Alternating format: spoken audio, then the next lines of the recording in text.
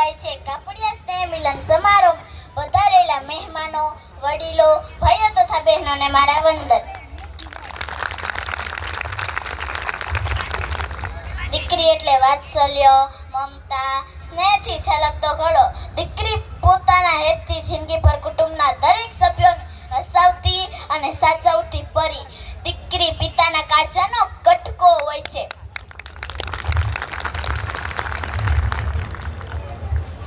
માતા પિતાના સંસ્કારોને શોભાવે તે દીકરી. પહેલાના સમયમાં દીકરીનો જન્મ થતા લોકોના મુખ પરનું સ્મિત ઓસરાઈ જતું હતું. દીકરીને પારકી થાપણ સમજી તેની અવગણના કરવામાં આવતી. દીકરાના જન્મને વધાવવામાં આવતો.